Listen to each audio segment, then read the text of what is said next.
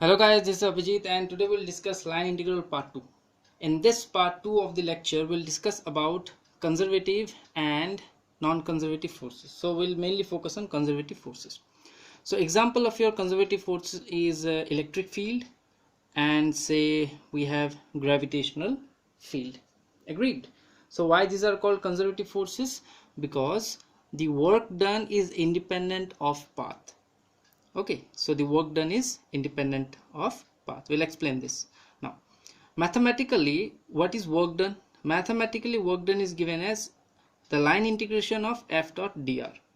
The line integration says that I will multiply all the product of force and the displacements, okay, provided that this force must be in the direction of displacement. Only then I will multiply. This is what the line integral says. So hence there is a dot product. Okay, so let's try to understand. Consider an arbitrary distribution of electric field. So these red lines are the arbitrary distribution of electric field. Okay, some electric field are like this and like this. Okay, some arbitrary distribution. Now if I want to take a say positive charge from point A and I want to take it to point B. Okay, so if I want to take a positive charge from point A to B, I have to push this positive charge against these fields. Agreed? So energy will be lost and I will do work in pushing the plus q charge from A, and after a lot of hard work I can put the plus q charge in B. Okay, I have to push this plus q charge against these electric fields. Now the thing is, only those electric field actually puts a resistance along my path, or they try to oppose me, those electric field whose components are along the path. For example, this electric field, so this electric field is acting along this direction. Okay, so the component of this electric field exactly in the direction of my displacement. Okay, the component of electric field exactly in the direction of my displacement and opposite. This is going to oppose me here. Here the electric field is in this direction, so the component of this electric field in this direction, whose parallel can be drawn here, and the component of this electric field along this direction, whose parallel can be drawn here. Okay, they obstruct my path, or they don't allow me to go that side. So these are the electric field components against which I am doing work. So this is what the line integral says. It says that I will only multiply the component of f in the direction of dr. Agreed? Now an interesting thing happens here is, if you look at this diagram, okay, frankly speaking, this is a non-conservative field. This is a non-conservative field. By field I mean non-conservative force field. Why I said non-conservative force field? Because if you look at this arbitrary distribution of lines, okay, arbitrary distribution of lines or force lines, you see, if I take the charge from A to B along this direction, or if I take a charge from A to B along this direction, the work done is going to be different. The work done is going to be different. So this is a problem. So for this particular field configuration or force field configuration, the work done in taking a plus q charge from A to B is not independent of path. It depends upon which path I have taken. So I can say that the electric field that I have generated here makes the entire stuff like a non-conservative thing. Truthfully, electric field is a conservative force, but I have just given you an example. This may not be an electric field. Say this is any other field, okay, and instead of plus q maybe something which is getting repelled by these fields. Okay, for example, this can be the wind field by I mean, say wind is blowing, okay, and the arbitrary distribution of wind blowing from B to A is such that if I push an object from A to B along this path, I do some work, but if I take the object from A to B along this path, I do a different amount of work. So this is what it meant by non-conservative field. It means the work done is path dependent. The work done is path dependent. An interesting field of forces. There are some forces which are actually conservative. Okay, so for example, consider this force. Say all the force is acting along the upward direction. All the force is acting along the upward direction. Agreed? So in this field, if I take an object from A to B, if I take an object from A to B along this direction, or if I take it along this direction, if the line integral, say this is curve number 1 and this is path number 2, so the work done from A to B along path number 1 is F dot dr, and the work done along path number 2 is F dot dr along path number 2. Now by independency of path, I mean that if these two work done are somehow same, and it is also same for any other path from A to B, then this proves that this kind of force configuration is path independent. So whenever something is path independent, it means the work done somehow depends on initial and final condition. Okay, initial and final position. Initial and final position. Why did I say that the work done depends on initial and final position? It's because it is independent of path. If I take it along path C1, or if I take it along path C2, if I take it along path say C3, then the work done is same. So the only conclusion is that the work done is somehow, in this particular force field configuration, the work done is somehow depending upon the position A and the position B. Agreed? Now there is an interesting mathematical concept. It was found that, it was particularly found that any conservative force, okay, can be written mathematically as the gradient of any scalar function. Okay, as the gradient of a scalar function. This was a very interesting mathematical discovery. So this mathematical discovery says that if a force is conservative, I mean by conservative force that the work done is independent of path, then it was found that the conservative force can be written as a gradient of a scalar. I can prove the reverse. If a force can be written as a gradient of a scalar function, then the force is conservative. Okay, so I'll prove the reverse. I want to prove that if any force can be written as a gradient of a scalar, then the line integral of force, okay, the line integral of force depends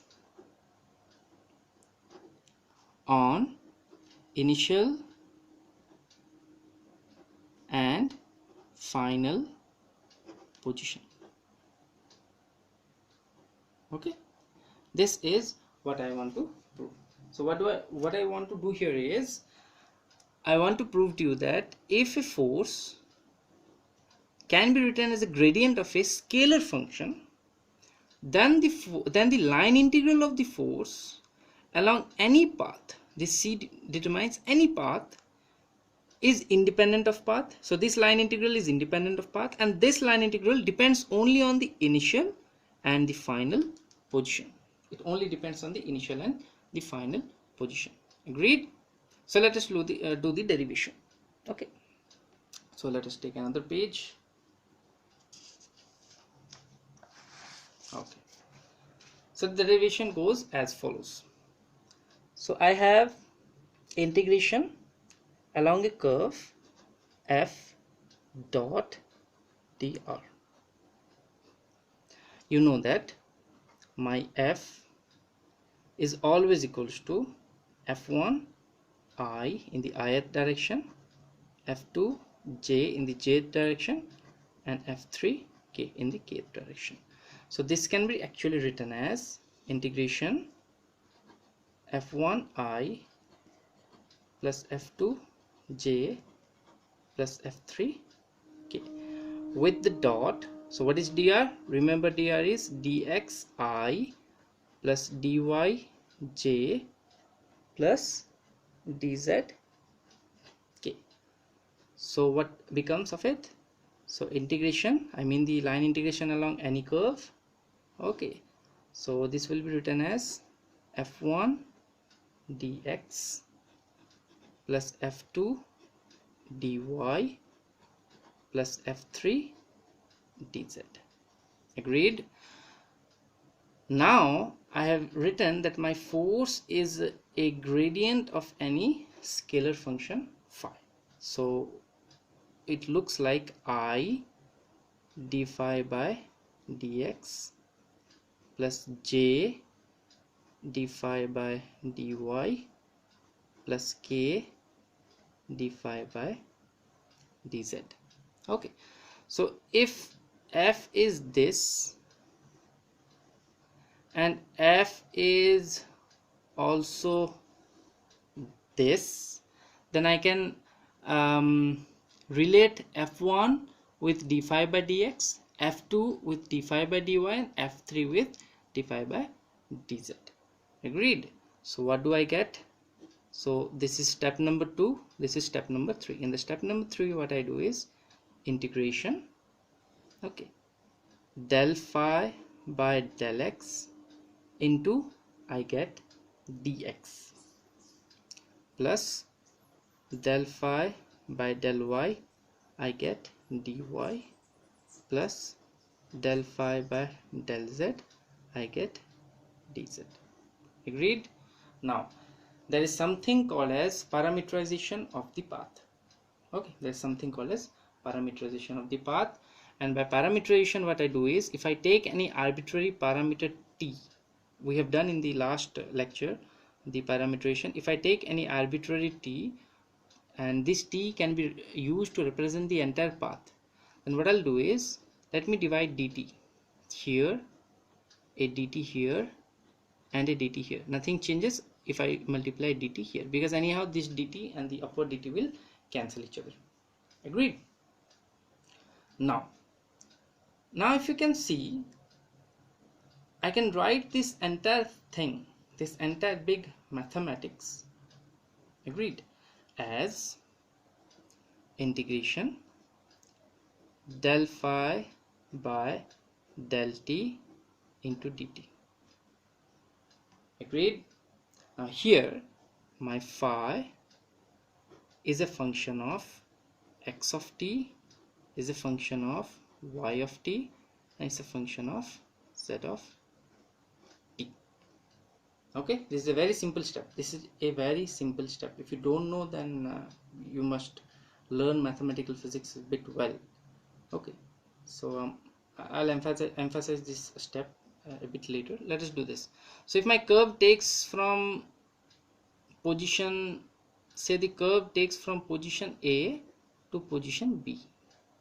Okay, now the interesting thing that happens here is, this the entire integration leaves me with only phi from A to B. The entire integration leaves me with only phi from A to B. So when I write A to B, these are actually in terms of t, because I have used t to parameterize the entire path. So it becomes t of A and t equals to B. Agreed? So what is this? What is this? This can be written as phi of x as a function of b, y is a function of b, and z is a function of b, minus phi of x as a function of a, with y as a function of a, and z as a function of a. So this may look big, but this only says that this is final phi, or the value of phi at the final position, that is represented by t equals to b, and the value of phi in the initial position, that is represented by t equals to a.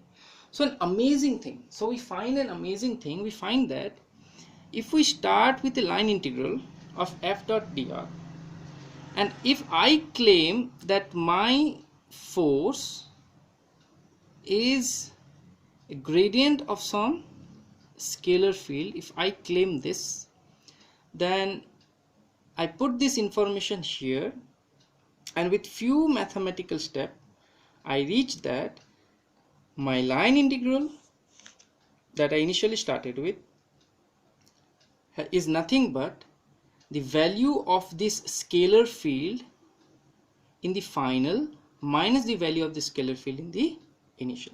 So the entire line integral depends only on the final and the initial position, and it is independent of the path. It is independent of the path.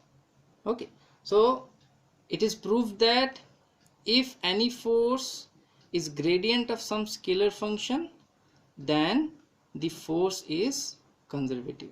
When I say the force is conservative, it also means that the line integral of this force is independent of path, so it does not depend on path.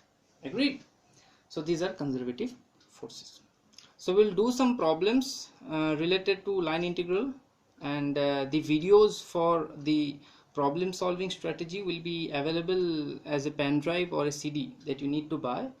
Okay, so what we are planning is we'll provide you with a CD or a pen drive that will contain videos with only problems, okay, where we have discussed only problems, and that will be put on sale. Okay, so I hope you understand this important thing, that any force which is independent of path can be written as a gradient of a scalar field. Agreed? So this completes our lecture on conservative force. This is the only thing that you need to understand actually in conservative force. So you see, in electric field, our electric field can be written as a gradient of a scalar function V. Remember, the electric field can be written as a gradient of a scalar function V, and V is your electric potential. Similarly, the gravitational force, okay, even the gravitational force has a potential which is called as what? The gravitational potential. Okay, the gravitational potential. So this proves that the electric field is independent of path, the gravitational field is also independent of path. I mean, the work done in an electric field is independent of path, and the work done in a gravitational field is independent of path.